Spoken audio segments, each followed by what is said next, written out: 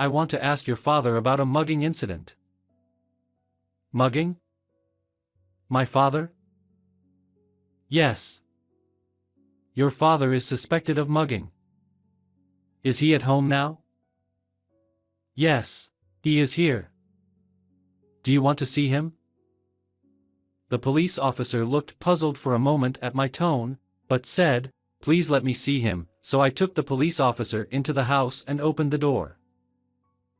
"My father is here." The police officer was stunned to see my father there. "This was a few months ago. My name is James. I'm a fourth-year university student. I've decided to work for a major company, but there's still something I'm undecided about. Whether or not to take over my father's company. My father is the president of a small factory. When I was young, I wanted to take over the factory and become a president like my father, but that feeling disappeared when I entered my rebellious phase. I began to feel embarrassed by my father, who was always covered in oil stains in his work clothes. That feeling remained unchanged even after I became a teenager and even now, somewhere in my heart. After becoming an adult and working part-time jobs, I began to respect my father, who worked hard while supporting many employees and their families. But I couldn't shake the feeling that a salaryman who wears a suit and works hard is cooler than my father. One day, while shopping with my father, we were suddenly called out from behind. "James." My father and I turned around together. There was a man of the same age as my father. "Jack. Long time no see." This Jack person was apparently a classmate of my father's from high school. Jack, who was wearing a suit, happened to be on an outside sales trip. After revealing that he worked for a famous large company, Jack asked my father, "Did you take over the family business after all?" "Oh yeah, that's right. We're still managing somehow." "That dirty little factory of yours? You've become quite something as its president. And you're only a high school graduate? That's impossible. You really are pathetic." I was shocked by Jack's words. That factory was started by my grandfather and my father is the second generation. I knew he had taken over after graduating from high school, but I never thought there would be a classmate who would make fun of him like that. Jack continued to smile silently at my father. "So? Did you make your father's factory bigger? You said you were going to take over the company in high school and make it bigger." "No, unfortunately I didn't have any business sense. That dream didn't come true." "Ha ha ha. You couldn't help it. You're good with your hands but your head isn't very good. But it's good that you didn't go bankrupt. I thought guys like you were going bankrupt." Jack laughed heartily and slapped my father on the shoulder before saying, "I have more work to do so let's catch up at the next reunion," and leaving. My father, who had been talked down to, looked a little awkward and said, "Shall we go?" before walking off to resume shopping. At that time, I felt that my father's work was something that was being made fun of without any rebuttal from me. The balance between taking over my father's company or continuing to work for a famous large company tilted heavily towards working for the latter. A few weeks later, my father's alumni association was held. By chance, it was held at the bar where I worked part-time. The place was busy with many customers that day, and I didn't have many opportunities to bring food and drinks to the table where my father's alumni association was being held. I thought it was lucky, but I eventually had a chance to go to that table. I felt a little embarrassed about bringing drinks to my father's alumni association, but I kept quiet because it was my job. Our bar has private rooms.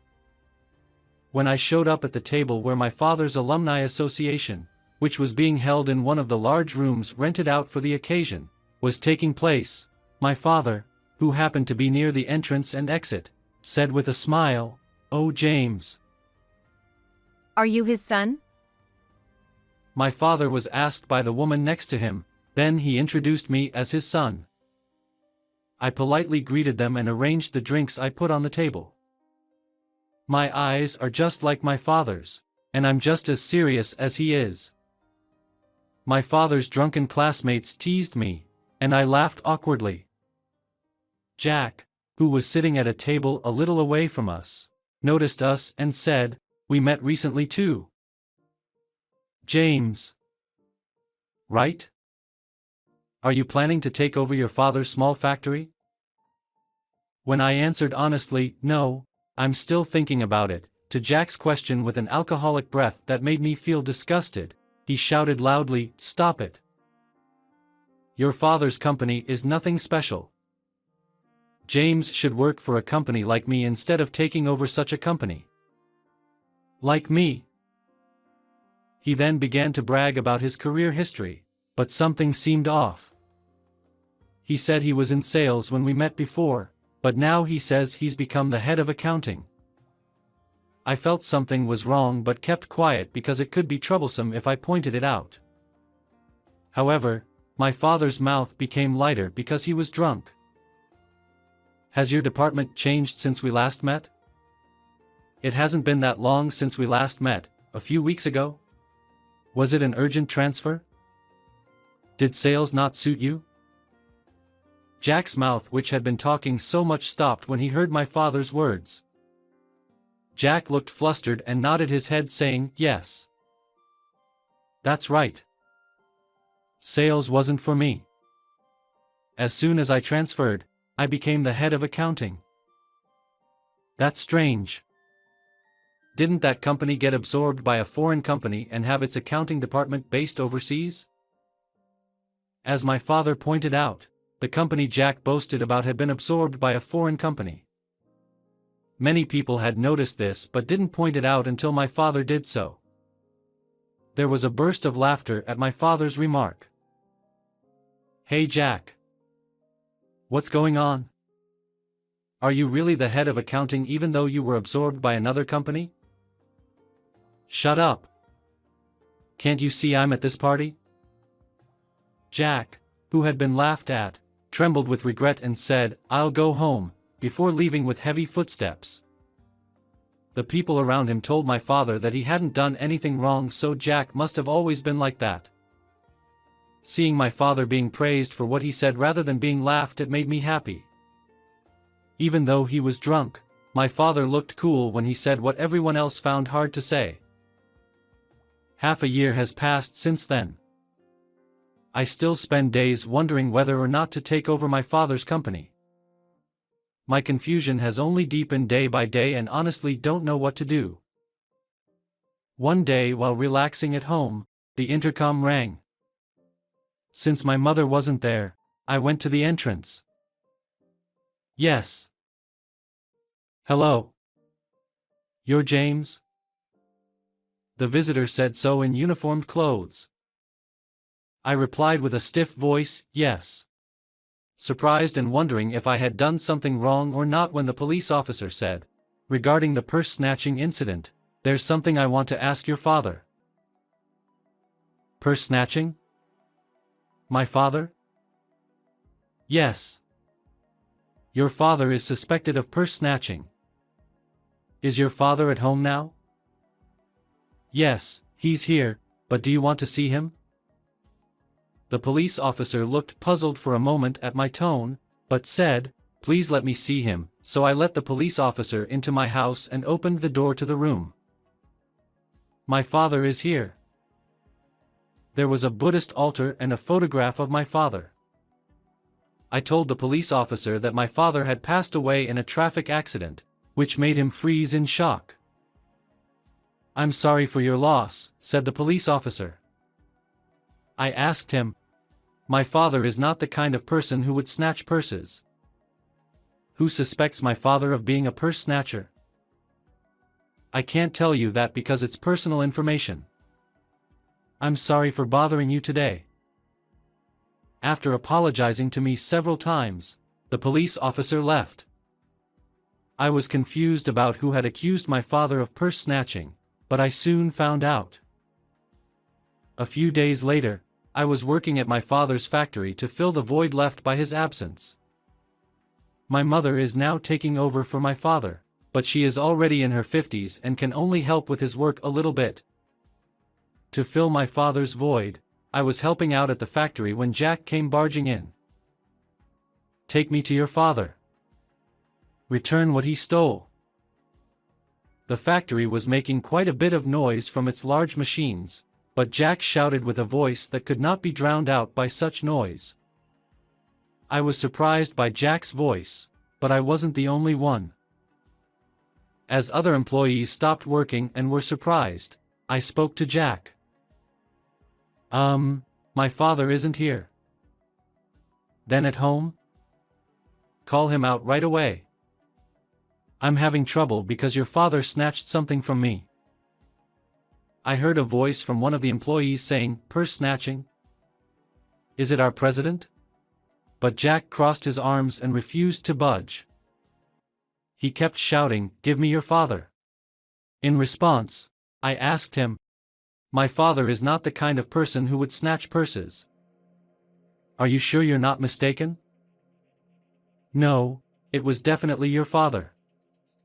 He must have been jealous of me working for a big company and snatched my bag. Fortunately, I didn't have my wallet or anything with me at that time, but it's unforgivable that he snatched something in the first place. The police are useless, so I came here myself to talk to him." "When did this happen exactly?" "That was, about 2 weeks ago." When Jack answered decisively after hesitating for a moment, the employees began to stir. I guess they were confused by the commotion.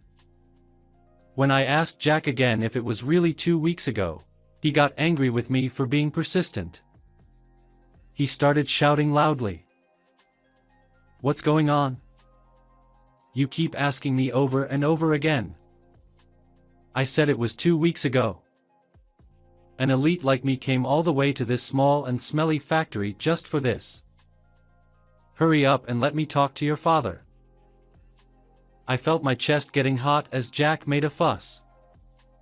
It wasn't just that he made disparaging remarks about my father's workplace or his colleagues' work. What bothered me most was that he was trying to pin the blame for purse snatching on my father. My father passed away in a traffic accident 1 month ago and cannot be here. When I told him clearly, Jack looked like he had swallowed a pigeonhole and said, "Huh?" I continued, "How could my father snatch purses when he passed away 1 month ago? Maybe there wasn't even any purse snatching at all." I knew that Jack was lying because I found out at our recent class reunion that he had always been a liar since his school days. Furthermore, it turned out that Jack had been jealous of my father since their school days because the girl he liked had liked my father instead. He had always harbored unnecessary rivalry against my father because of such petty jealousy. I couldn't forgive Jack for trying to pin an unfounded accusation on my deceased father just because of such petty jealousy. So then he snatched purses just before he died? As Jack continued to insist on his claim, someone else started shouting from another direction.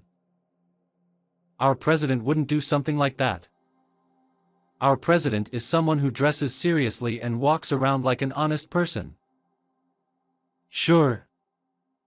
The reason why we are always short-handed is that the president teaches technology and encourages independence. He was a good person who always thought about the staff and business partners without thinking about profits." As Jack trembled, voices praising his father rose one after another. I was honestly moved. I felt ashamed of myself for thinking that my father's work was embarrassing. My father was a president who was respected by his staff and loved enough to be protected even in such a situation. Jack's eyes were filled with tears as he heard the voices of the factory workers defending my father. I delivered the final blow. "The fact that you tried to frame my father for a lie. I will definitely consult with the police." With that, Jack raised his voice and fled from the factory. Afterwards, I went to the police as promised to report that my father had been falsely accused by Jack. The evidence was a recording of Jack's statement made by one of the staff members who had been thoughtful enough to record the argument at that time. Thanks to this, there was evidence left. The police acted quickly because there was evidence, and Jack was caught in no time.